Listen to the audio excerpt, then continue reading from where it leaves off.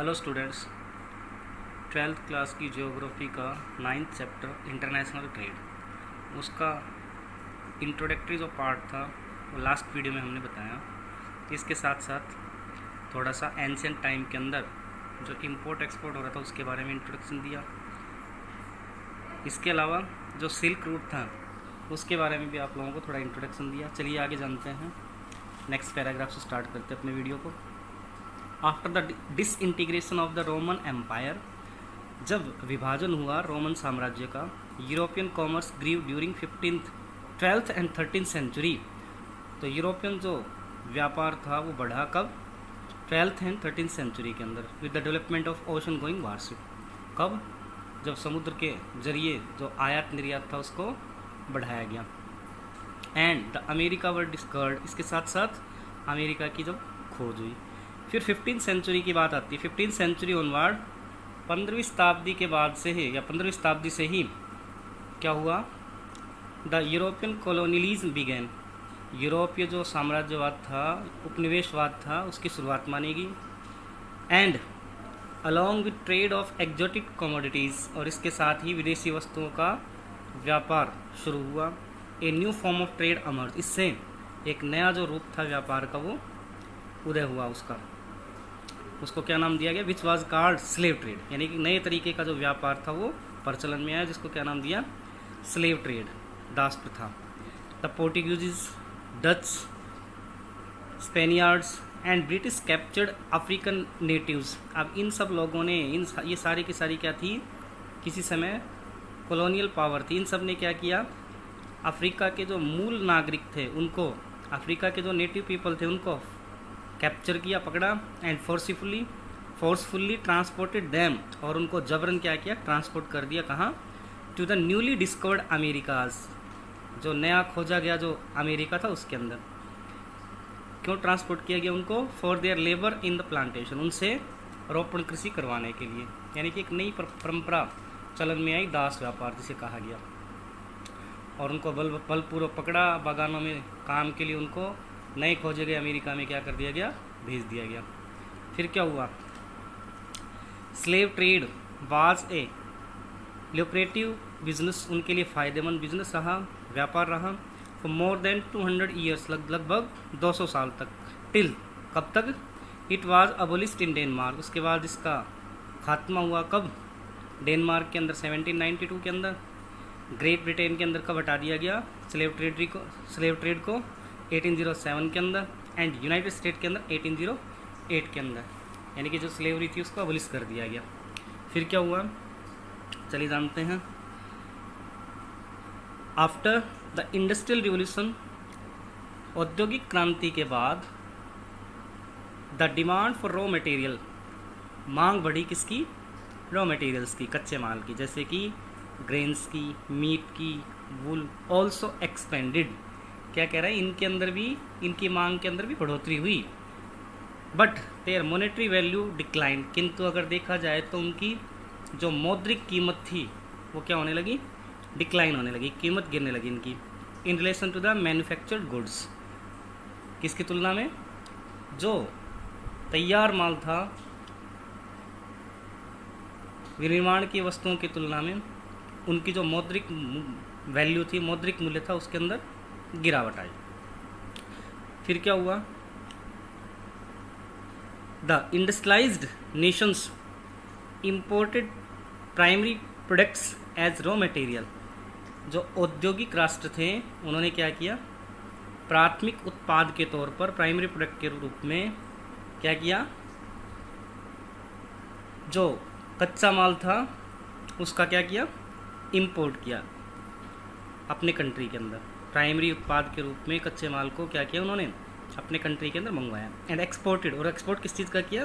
The value added finished product, जो तैयार माल था, मूल्यपरक जो तैयार माल था, उसको कहाँ भेजा?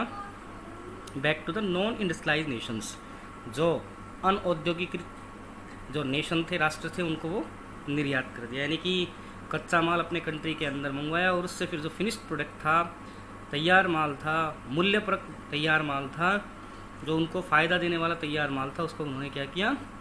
नॉन इंडस्ट्रियलाइज नेशंस के अंदर उसको एक्सपोर्ट कर दिया, सेल करने के लिए। चलिए नेक्स्ट पैराग्राफ में क्या बताया, आइए जानते हैं ट्रेड के बारे में।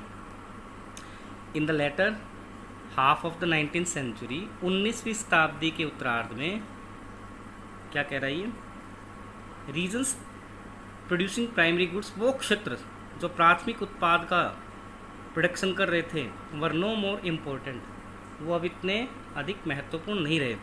And industrial nations became each others principal customers, अब जो औद्योगिक राष्ट्र थे एक दूसरे के क्या बन गए, मुख्य ग्राहक बन गए। मतलब क्या है इसका, अब उनको दूसरे जो अनइंडस्ट्रियलाइज जो नेशन थे, नॉन इंडस्ट्रियलाइज जो नेशन थे, उनके ऊपर डिपेंड रहने की उनको ज़रूरत नहीं थी।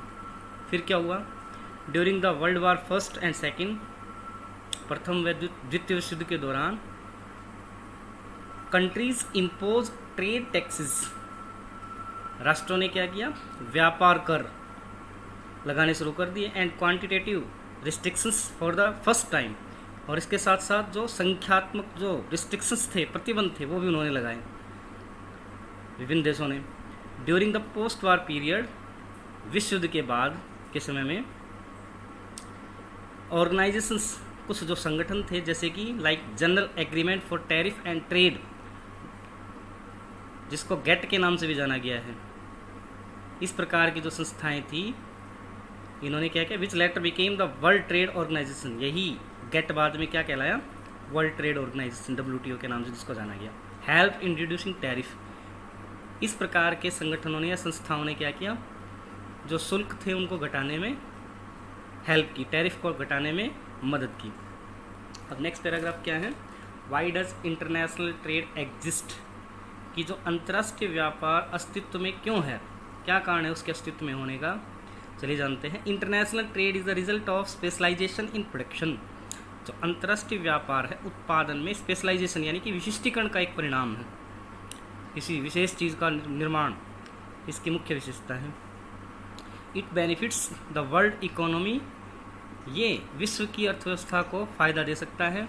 इफ़, कब, different countries practice specialisation and division of labour in the production of commodities और प्रोविजन ऑफ सर्विसेज, कब ये फ़ायदा दे सकता है, यदि जो विभिन्न राष्ट्र हैं वस्तुओं के उत्पादन या सेवाओं की उपलब्धता में क्या करें, लेबर डिवीजन यानी कि श्रम का विभाजन तथा विशेषीकरण को, स्पेशलाइजेशन को क्या करें,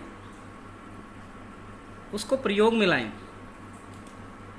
समझिए इस चीज़ को क्या कह रहा है ये, यानी कि जो डिफरेंट कंट्रीज़ हैं वस्तुओं के उत्पादन या सेवाओं की उपलब्धता में जब वो प्रोडक्शन कर रहे हैं, सर्विसेज प्रोड्यूस कर रहे हैं, गुड्स प्रोड्यूस कर रहे हैं, उस स्थिति के अंदर जब श्रम का विभाजन कर दें, साथ साथ अपने उस वर्क के अंदर वो स्पेशलाइजेशन लाएं, तब वर्ल्ड इकोनॉमी को इस चीज़ का बेनिफिट मिल सकता है।